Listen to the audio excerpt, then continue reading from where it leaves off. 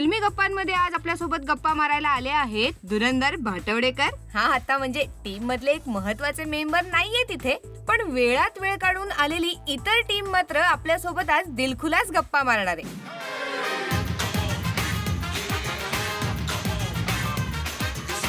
एक आहे की एक शेवटच्या आयुष्यात मजा आहे. मी दोघेही तसे एकटे आहेत.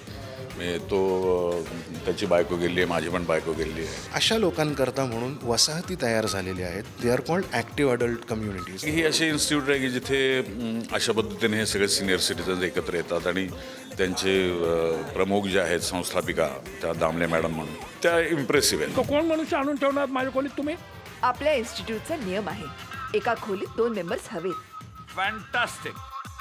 मग तुम्हाला एखाद्या स्त्री सभासदासोबत का ठेवत नाही? आणि बायको गेल्यानंतर 40-45 वर्ष त्यांनी काम केलं, पण आता त्यातनं त्याला उभं आलं आहे आणि तो रिटायरमेंट होऊन ह्या इन्स्टिट्यूटमध्ये आला आहे. तिथे त्याची गाठ पडते ह्या खानावळवाले जे भाटवडेकर आहेत त्यांच्याशी. 2 वयाने जास्त असलेली माणसं यांना जर एकत्र आणलं आणि त्यांना जर राहावं लागलं आणि त्यांचं पटत नसेल तर काय खटके उडतील आणि त्या खटक्यांमधून काय गमती होतील. मला माझ्या पद्धतीने जगू द्या, तुम्ही तुमच्या पद्धतीने जगा.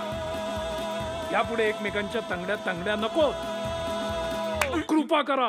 मी जसं इम्प्रेशन मारायला लागतो तसं ह्यांचा मालकी हक्क असतो त्यांच्यावर.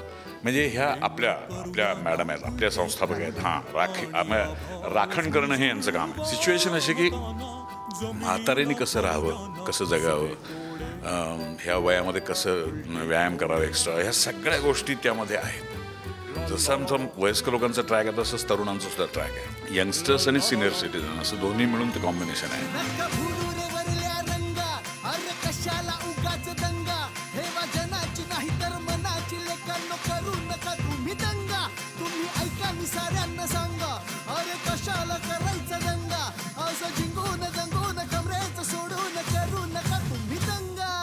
या सिनेमात किशोरीताईंची एक खास भूमिका आहे, दामलेबाई.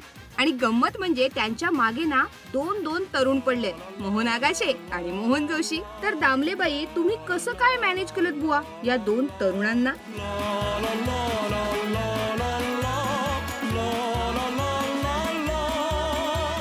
तारेवरची कसरत होती बेसिकली. मोहन जोशींबरोबर हिला म्हणजे आवडते राहायला का मोहन आगाशांबरोबर राहायला आवडतंय, हे जे एक दुविधा मनस्थिती असते कोणासाठी जास्त फेवरेबल आहे. म्हणजे मी ते दाखवलंच नाही. धुरंधर भाटवडेकर, दिस इज टू मच.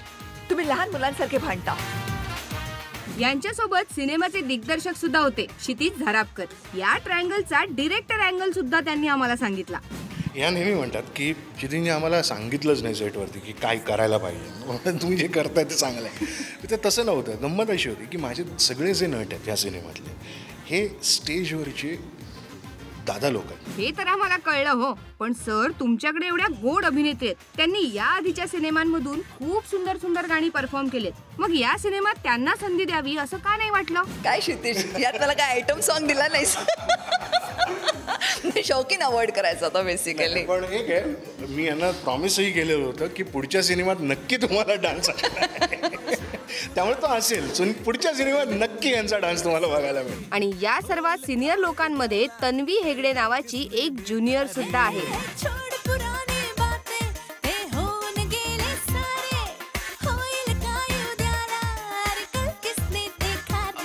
दामले मॅडमची मुलगी आहे, तिचंच एक पार्टनर आहे, मित्र आहे तिचा. खूप साधी सरळ सगळ्यांची भूमिका आहे, पण ते सिच्युएशन वाईज कसे एकमेकांशी वागतात, कसे एकमेकांना अप्रिशिएट करतात किंवा कसे एकमेकांना प्रोटेक्ट करतात, ती कहाणी आहे. आता जरा म्युझिक कडे वळूया. दुनियेला करूया ना उलटे थोडे. हे गाणं खूपच इंटरेस्टिंग झालंय आणि हे गाणं ऐकल्यानंतर मोहन जोशींची रिॲक्शन काय होती हे जरा पाहूया. मी आमच्या संगीतकारांबरोबर हात जोडले. त्यांचा जो आलाप घेतलाय त्यांनी की ती मला असं वाटलं की आज हा आलाप घेता घेता माझी छाती फाटेल का काय, असं तो इतका जबरदस्त आलाप आहे. क्या बात आहे ऋषिकेश, बाजी मारलीस ना मित्रा. नाही म्हणजे तसा तो मुळातच टॅलेंटेड आहे. आणि या सिनेमाचं पार्श्वसंगीत म्हणजेच बॅकग्राऊंड स्कोअर सुद्धा त्यानेच केलंय. म्हणजे माझ्या डोक्यातली आयडिया अशी होती की बॅकग्राऊंड स्कोअर सुद्धा ऑडियन्सला गुणगुणता यायला पाहिजे, की मला कुठेही ते टॅव ही वगैरे असं काही नको होतं. मला म्युझिकल स्कोअर हवा होता फॉर अ कॉमेडी फिल्म. त्यामुळे मी specifically I worked on themes. So ही होती टीम धुरंधर भाटवडेकर. हा सिनेमा ऑलरेडी थिएटरमध्ये चालू आहे, म्हणूनच या सिनेमाला आमच्याकडून खूप साऱ्या शुभेच्छा. मित्रांनो, वेळ झाले थोडंसं थांबण्याची, मात्र त्यानंतर आपण जाणून घेणार आहोत अजिंक्य तारा अवॉर्ड फंक्शन विषयी.